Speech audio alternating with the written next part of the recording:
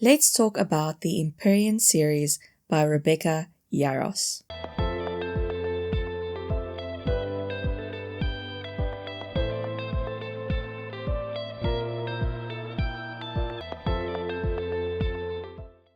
Hey guys, I'm Marlene and welcome back to my channel. Today we're going to be talking about Fourth Wing and Iron Flame. Yes, I'm doing one video for both books because I read them so close to each other.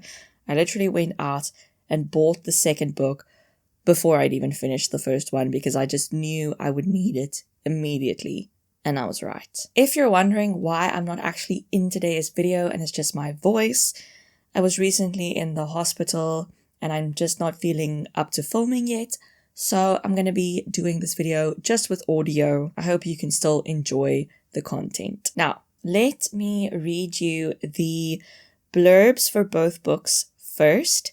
And just a heads up, there will be spoilers for both these books in this video. So if you haven't read it yet, maybe go read it and then come back to this video. Welcome to the brutal and elite world of Baskia War College. 20-year-old Violet Sorrengail was supposed to enter the scribe quadrant, living a quiet life among books and history. Now the commanding general, her tough-as-talons mother, has ordered Violet to join the hundreds of candidates striving to become the elite of Navarre, dragon riders. But when you're smaller than everyone else and your body is brittle, death is only a heartbeat away, because dragons don't bond to fragile humans. They incinerate them.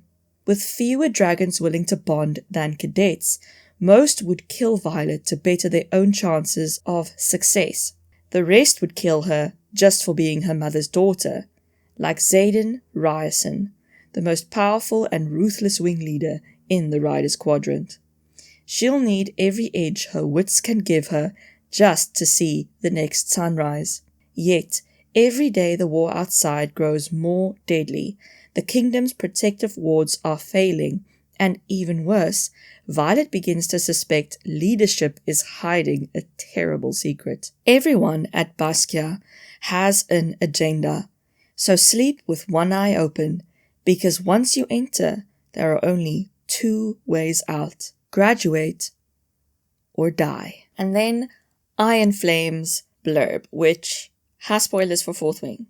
Just putting that out there again. She survived her first year at Baskia War College, but the danger is just beginning.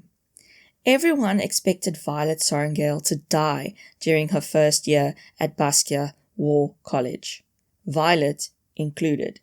But threshing was only the first impossible test, meant to weed out the weak-willed, the unworthy, and the unlucky. Now the real training begins, and Violet's already wondering how she'll get through. It's not just that it's grueling and maliciously brutal, or even that it's designed to stretch the rider's capacity for pain beyond endurance. It's the new vice commandant, who's made it his personal mission to teach Violet exactly how powerless she is, unless she betrays the man she loves. Although Violet's body might be weaker and frailer than everyone else's, she still has her wits and a will of iron. And leadership is forgetting the most important lesson Baskia has taught her. Dragon riders make their own rules. But a determination to survive won't be enough this year, because Violet knows the real secret hidden for centuries at Baskia War College, and nothing, not even dragonfire, may be enough to save them in the end. Okay, so as usual, I will be evaluating the books based on plot and world building, characters, romance, pacing, writing style, and overall enjoyment, and then getting to an average score. So let's start with plot and world building.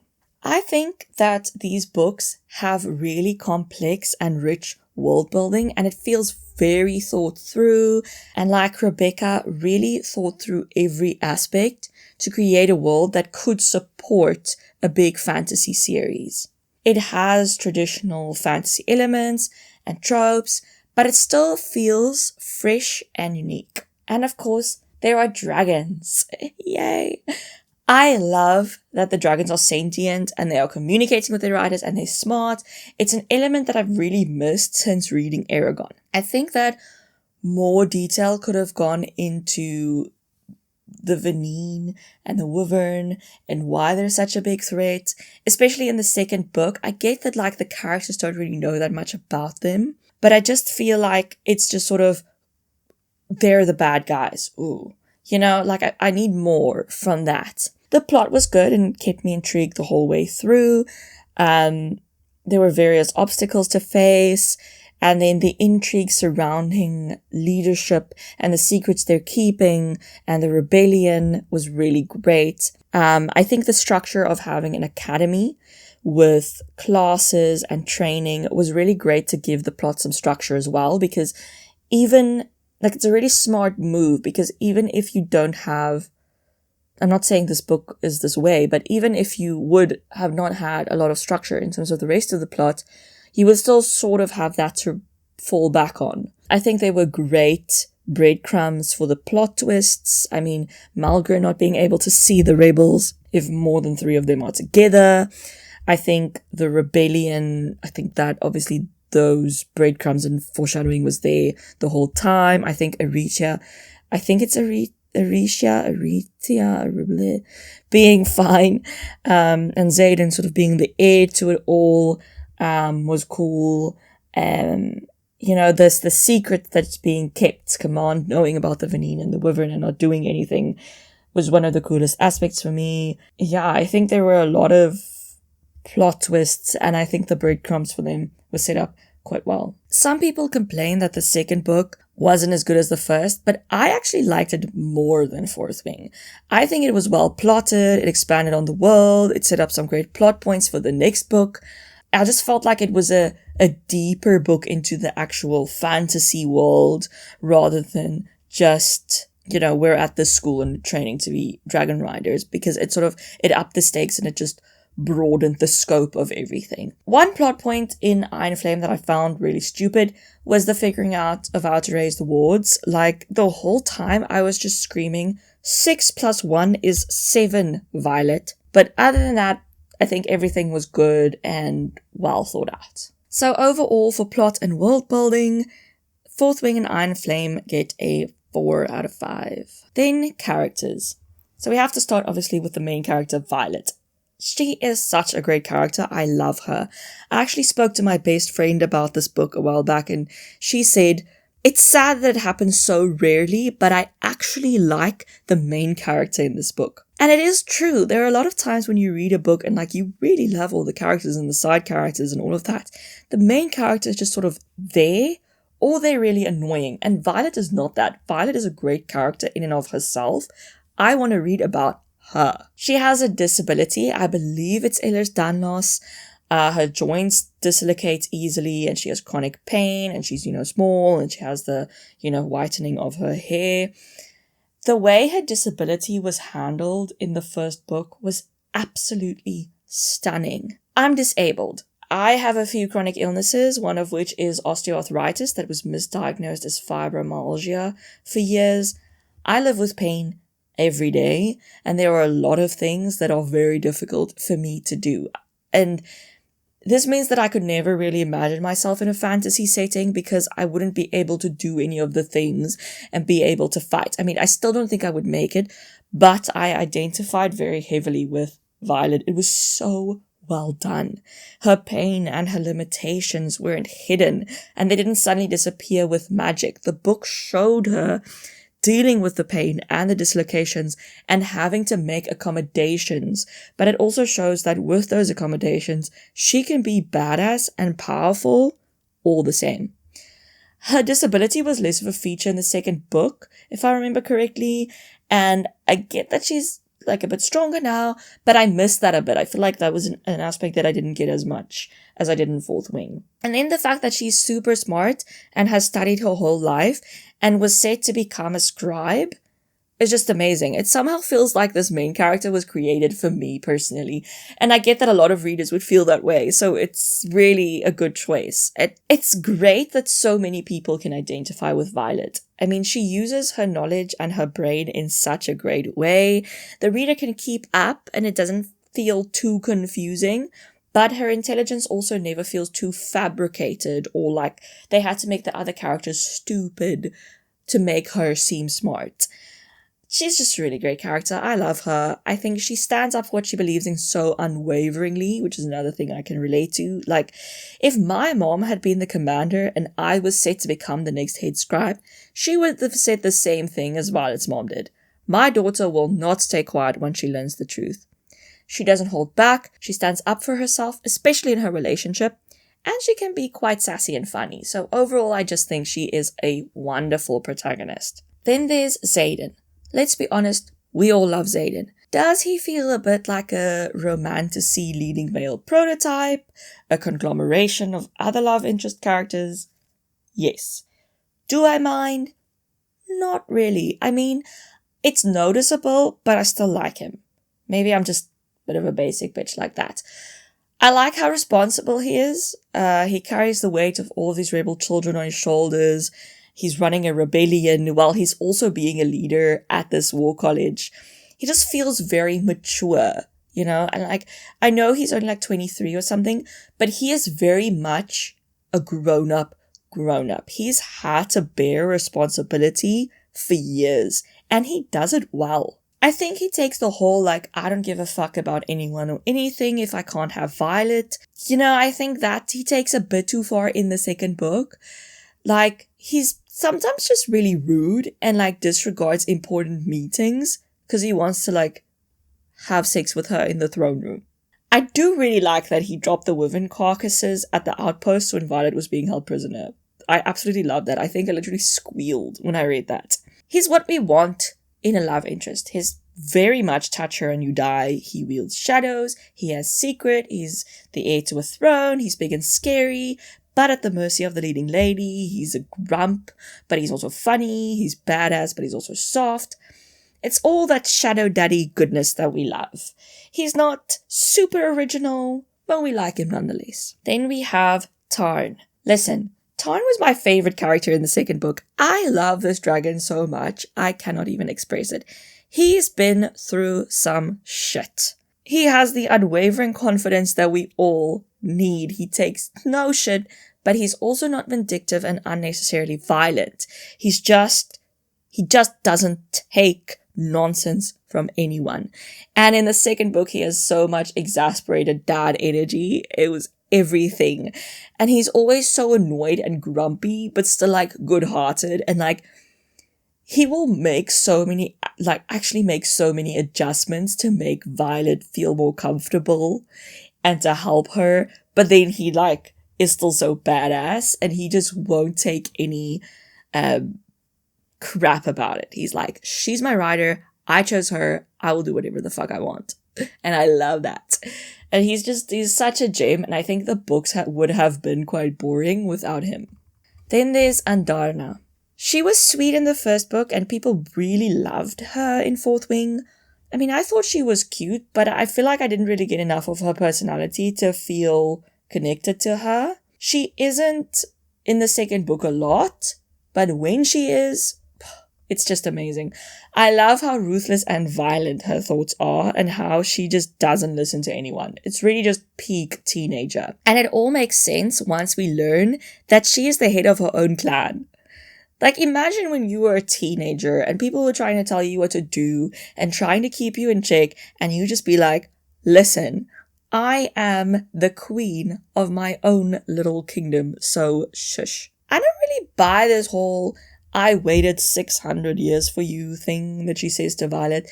I just feel like she couldn't have known Violet would be that special just from learning that she was training to be a scribe. Like, you get a lot of like dicks and stupid people in academia too. But you know, she's a fun addition and I hope that she will play a bigger role in future books. Then Skail. I love her. She's so like scary and ruthless, but like deep down kind of sweet, and I'm here for it. And she cares so much for Xaden. The fact that she didn't even tell Tarn about his second signet, I was so devastated for her when Xaden decided to become Vanine at the end. It just seemed like such a violation of their bond, and I really hope that this is explored in the next book because I was heartbroken for her. Then there's Rhiannon. I love how ride or die she is for Violet. I really trust her so much, and I trust her to always have Violet's best interests at heart. And I think what's great is that she stands up on her own. You know, she becomes is it section leader, or what do they call it? No, it's not section leader. It's, anyway, their little group thing, leader. She becomes a leader, and that is independent of Violet. She doesn't exist simply as a sidekick to Violet. She is doing very well all on her own. She's very badass, but she's also like so kind and understanding, and I love that. Then there's Mira. Listen, her reaction to Brennan being alive was priceless and so realistic. I would have done that to my sisters. I would have been like, really? You couldn't send me a fucking letter? You didn't trust me enough to tell me that you're alive? I had to mourn you? Anyway, she's such a great character, and she is so unwavering in everything she does. She's all in or nothing, and I love that about her. I want Mira to be my friend. Then there's Brennan. I don't really have a lot to say about Brennan. I mean, I think he makes weird choices, but I'm looking forward to learning more about him and his story in the next book. I'm really hoping he gets more of a defined character in the next books. And there's Liam. Liam was such a sweetheart. The fact that he made an Andarna carving for Violet, I just can't. He was so kind and respectful and protective and talented. But I mean, I sort of knew he was going to die. I mean, he was coded that way, you know, but that didn't make it hurt less, which is the sign of great writing. Then there's Imogen, Sawyer, and Riddoch. I think they're all really cool characters that bring a unique vibe to the group. I think Rebecca did well in creating them and putting them together in a collective that really works. It's just a great dynamic. And then there's Violet's mom. She's a really complex, interesting character, and I think she added so much to the story. I think her death added a lot to the story, and it was a good choice, but I will miss her because I think it was just such an interesting exploration of character motivations. Then there's Dane. I'm really glad he and Violet reconciled. It was really shitty what he did, but I do believe his explanation of it and that he didn't have malicious intent. And I love the fact that once he found out the truth, he just immediately made the right decision. There was no hesitation. And I don't necessarily feel the friendship chemistry between him and Violet that much. They just sort of keep saying they were best friends, but it doesn't feel that way. It doesn't feel like they have this history. But I do think he's a really cool character and an interesting perspective to explore, and I do hope that he really gets a solid arc throughout the series. Then there's Varish. He's just truly the most abhorrent person in the world. Like, I hate him with every fiber of my being, but he's also like so realistic. He's not like an Iago bad for the sake of being bad character. Like, he makes sense. And yeah, I just hate him, and that was the point. So well done to the author on that. So for character, I'm gonna give it a 4. Then there's romance. Violet and Xaden, of course, our main romance.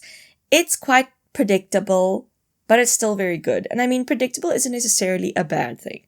The chemistry is there, the forbidden aspects and the secrets and the initial dislike is there.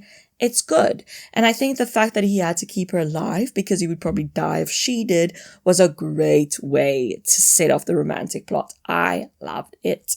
I also like the tension and the conflict of their relationship, that everything isn't perfect and they actually have to work through some pretty complicated stuff. That scene where they're like fighting on the mat is just everything. I liked Violet's reaction to learning his secrets.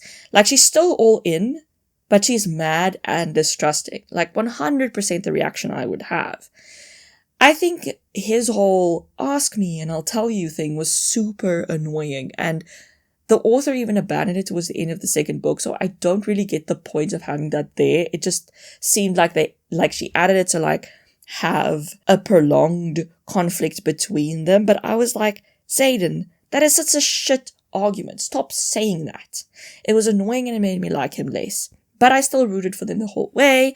I love all their scenes and their relationship, and I'm excited to read what happens next. The sex scenes were also well written, and I feel like there's just the right amount of them. Then there's Sawyer and Jasiba. I think they are very, very cute, and I'm very excited to read more about them. The romance also gets a 4 out of 5 from me. Then there's pacing. I quite like the pacing of these books. I know people have said that the second book doesn't have great pacing and the ending is a bit rushed, but I was never bored and I don't feel like it was really rushed and squished in.